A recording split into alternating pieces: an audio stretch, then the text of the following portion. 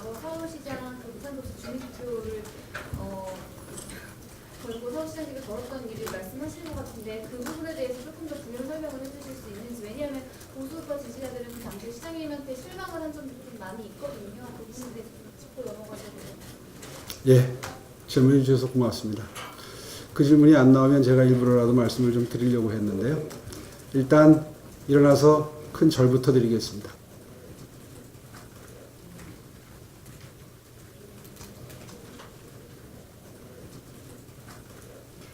사실 그동안 언론을 통해서 기회 있을 때마다 저의 서울시장직을 걸고 행했던 주민투표 그 자체의 의미에 대해서는 뭐 아직도 자부심을 느끼고 있습니다만 그 투표 결과에 대해서 직을 걸고 투표를 행하고 그리고 그 결과 임기를 다 마치지 못하고 중도에 사퇴했던 부분에 대해서는 여러 차례 국민 여러분들께 또 저를 지지해 주신 지지자 여러분들께 그리고 당원 동지 여러분들께 사죄의 말씀을 드린 바가 있습니다. 오늘 이 자리에서도 역시 마찬가지 심정입니다. 그 부분에 대해서는 다시 한번 깊이 머리 숙여서 사죄의 말씀을 드립니다. 당시에 이 문제는 지금까지 계속되고 있는 이른바 복지 포퓰리즘이 분명하게 예상되는 시점에서 한 번은 국가적으로 복지 기준선에 대해서 국민의 의사를 여쭙고 그리고 국민들이 만들어주신 복지 기준선에 맞추어서 앞으로 복지 정책이 펼쳐 나가져야 되겠다라고 하는 저 나름대로의 소명의식과 책임의식의 발로였던 것입니다. 결과적으로 당시에 민주당 진영에 당시 야당 진영에 나쁜 투표운동의 프레임에 걸려들어서 투표율이 법정 개표, 개함 요건에 도달하지 못하는 바람에 개표하지 못해서 그 국민들의 뜻을 펼쳐 보일 기회조차 박탈당했던 부분에 대해서는 지금도 매우 안타깝게 그리고 아쉽게 생각을 합니다. 시장님 그러면 보수 단일 대우를 이루시겠다고 했는데 현실적으로 어떤 대안이 있으신지 의견이 나오고 계세요? 예, 사실 내년에 치루어지는 우리 자유한국당의 전당대회가 이른바 보수의 가치에 동의하는 보수파의 이념과 철학에 동의하는 모든 정파가 모여서 치르는 그런 통합 전당대회가 되면 가장 바람직할 것이다 라는 생각을 가지고 있습니다. 그런데 요즘 돌아가는 형편을 보니까 아마 현실적으로 그것이 실현되기에는 쉽지 않은 상황인 것으로 판단이 됩니다. 그렇더라도 이 우리가 나아가야 될 방향에 대해서는 끊임없이 국민 여러분들께 동의를 구하고 반복적으로 함께 할 수 있는 분들에게 요청을 드리는 것이 그 절차적으로도 또 명분을 쌓는다는 측면에서도 꼭 필요한 일이라고 생각을 해서 저도 그러한 주장에 늘 목소리를 함께 해왔습니다. 아마 이 순간 이후에도 계속해서 그런 요청을 드리는 것은 계속될 것이고요. 계속해서 이 보수의 단일 대우 형성이라고 하는 그래서 다음 다가오는 총선에서 승리해야 된다고 하는 이런 목표를 향해서 다 함께 힘을 합해서 나아갈 수 있도록 저도 미력이나마 최선의 노력을 다하겠습니다. 아까 전에 말씀하신 신중치 못한 정치 행보나 지난날의 반성에는 박근혜 전 대통령 탄핵 국면 당시에 탈당했던 그런 행보도 포함이 되는 거죠? 예, 당연히 포함되죠.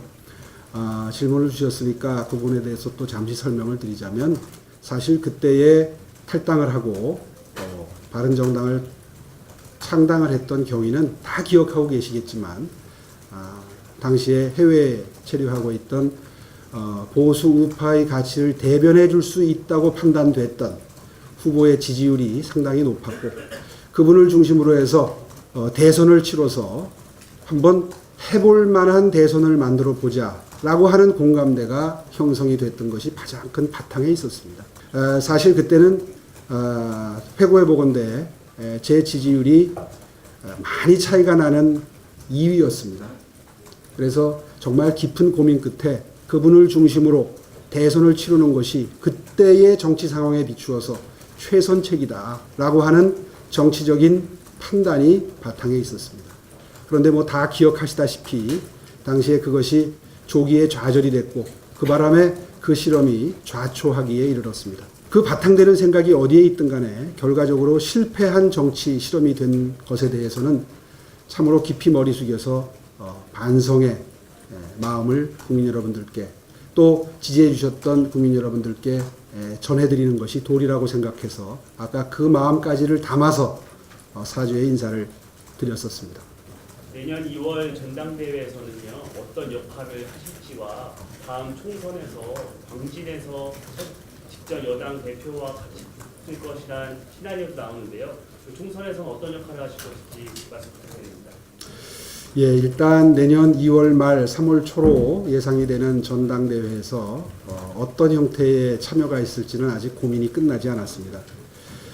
다 알고 계시다시피 지금 지도체제 문제도 지금 현재 논의가 진행 중이고요. 그리고 그와 연동이 돼서 선출 방법도 여러 가지 변수가 있을 수 있는 상황이기 때문에 지금 그 결심을 한다는 것은 일로도 너무 이르다 하는 판단을 하고 있습니다. 그 부분은 추후에 지켜보면서 결정을 해야 될 문제로 생각이 들고요. 다음 총선에서 제가 어떤 행보를 걸을 것이냐 하는 부분에 대해서 아마 어제 오늘 관심이 많으신 것 같습니다. 사실 지금 거주하는 곳이 광진구인 것은 맞습니다. 그런데 그곳에 총선을 의식해서 거주하고 있는 것은 아니고요. 제가 시장직을 사퇴하고 8년이 흘렀습니다. 그동안 종로에 출마를 위해서 2년 거주한 기간을 빼면 나머지 6년의 기간을 광진구에 지금 거주를 하고 있습니다. 아마 그런 관점에서 나온 이야기인 것 같습니다. 지금의 마음가짐은 광진구가 됐든 어디가 됐든 간에 당에서 필요하다고 판단이 돼서 요청하는 곳이라면 광진구가 그렇게 우리 당 입장에서는 선거를 치르기가 수월치 않은 곳이긴 합니다만은 그것보다 더 어려운 곳으로 가라 라고 해도 그곳을 찾아가서 제 책임을 다하는 것이 제 도리다 하는 마음가짐으로 임하겠다. 그 부분에 대해서는 제가 추가로 좀 말씀을 드려야 되겠습니다. 오세훈 전 서울시장이 다른 정당에서 다 아시다시피 대한민국 정치를 본 지 종로에 지역구를 두고 총선에 출마했던 것도 알고 계실 겁니다. 2016년에는 그때는 자유한국당이었지만 이제 새롭게 들어오셔서 어차피 현실 정치를 하려면 당협위원장을 맡아서 2020년 21대 총선을 준비해야 되겠죠. 저는 사무총장으로서 오세훈 전 서울시장 같은 지명도와 명망이라고 한다면 정말 당으로서 반드시 탈환해야 할 험지로 가주셔야 마땅하지 않겠는가라는 말씀드렸고, 단지 그게 험지 정도를 넘어서 상대 후보가 우리가 반드시 이겨서 이 총선 승리 전체를 견인하는 그 상징적 임무를 겨냥해야 한다라는 점도 말씀드린 바 있습니다. 이에 대해서 오세훈 시장께서는 입당하면서 그런 생각들도 다 정리해서 말씀드리겠다고 얘기를 하셨고, 아까 답변이 아마 그에 가름한다고 생각을 합니다. 일단 박원순 시장의 시정이나 이런 거에 대해서 어떻게 평가를 하고 계시는지. 제가 추진하던 많은 사업들을 취소하고 중단하고 늦추고 무화시키는 작업을 끊임없이 진행해 왔습니다. 그러다가 그것이 본인의 철학인 줄 알았더니 한 2, 3년 지난 다음부터는 슬그머니 별다른 설명 없이 그동안 해왔던 작업들을 다시 시작을 해서 지금 그 중에는 완성된 것도 있고 진행되는 것도 있습니다. 아마 그런 모습을 지켜보시면서 서울 시민들 그리고 국민 여러분들께서 박원순 시장의 그러한 행보를 이미 마음속으로 평가를 하고 계시리라고 저는 생각을 합니다. 비리 의혹이 나왔잖아요. 그거를 이제 자유한국당 국정분석까지 추진하게 됐는데 이에 대해서 전직 서울시장으로서의 입장을 한번 말씀해 주시면. 전직 서울시장으로서의 입장이라기보다도 한 명의 시민으로서 지켜보는 제 소회를 말씀을 드리겠습니다. 비단 서울교통공사뿐만 아니라 우리 사회가 앞으로 바람직한 미래를 향해서 나아가려면 이른바 특권을 가진 세력, 기득권을 가진 분들이 양보를 해야 이른바 상생과 공생의 사회 분위기가 만들어질 수 있습니다. 사실 미래를 향해 나아감에 있어서 국가의 정책적으로 해결할 수 있는 부분이 있고 사회의 구성원들이 함께 가치관을 바람직하게 형성시켜가면서 나아가야 될 부분이 있습니다. 저는 이 문재인 정부의 행보를 보면서 집권 전에는 사회적 약자를 위한 정권이 되겠다고 다짐하고 또 다짐하고 그리고 자유한국당을 특권층을 위한 정당이라고 몰아붙이고 공격하면서 집권을 했지만 사실상 지금의 정부 행태를 보면 우리 사회 상위 10% 아마도 거의 대부분 20% 안에 들어가는 대기업 노조원, 공공기관 노조원, 이른바 민주노총 구성원들을 위한 그 계층을 위한 정권이 아닌가 하는 생각을 많은 국민들이 하지 않을 수 없는 정책들을 펴고 있습니다. 지금 질문하신 서울교통공사의 취업 부조리라고 해야 되나요? 이것은 빙산의 일각에 불과하다. 우리가 보다 큰 관심을 가지고 그리고 초점을 맞추어서 고민해야 될 것은 바로 이런 이 정부의 이율배반적이고 모순된 언행이 일치하지 않는 이러한 정책의 시행에 대해서 이제는 비판의 목소리를 내고 바로잡아야 할 시점이다 라고 하는 문제의식을 가지고 있습니다. 이 부분에 대해서는 앞으로 기회 있는 대로 문제를 제기하도록 하겠습니다. 시장님 아까 그 보수 단일대우 관련해서 한국당 안에서도 통합이 어려운 문제가 박근혜 전 대통령을 어떻게 볼 것인가 이 문제에 대해서 확장 토론을 가자라는 의견도 있고 뭐 그냥 놔두자 이런 의견도 있잖아요. 평소에 시장님은 어떤 생각이셨는지. 둘러서 질문하셨지만 직설적으로 말씀드리겠습니다. 지금 현재 이 정부의 무능과 잘못된 정책에 대해서 비판을 하는 그런 문제의식을 가진 분들이 시내에서 집회를 계속하고 계십니다. 이분들 중에는 박근혜 대통령에 대한 입장이 처음에 분명하게 어떤 다른 입장을 대다수의 시민들과 국민들과 다른 입장을 견제하고 시작된 모임이지만 시간이 갈수록 현 정부의 무능과 폭주에 대해서 우려하고 그리고 견제를 해야 한다는 마음가짐으로 이 집회에 참여하시는 분들이 점차 늘어나고 있습니다. 이제는 아마 그런 분들이 더 다수가 아닐까 생각합니다. 이런 분들의 충정을 생각을 해서 우리 자유한국당은 그분들의 그런 걱정과 우려를 모두 담아낼 수 있는 정당이 되어야 된다고 생각을 합니다.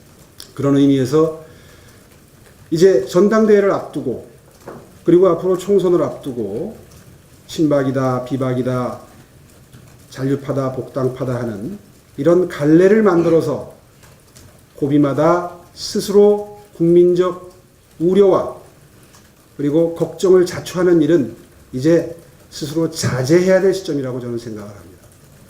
최근에 비대위 활동 과정에서 이 점이 예기치 않게 불거져서 다시 한번 국민 여러분들께 걱정을 끼쳐드리는 모습을 보면서 앞으로 자유한국당의 행로는 대화합의 행보가 돼야 될 것이다 라는 생각을 했습니다.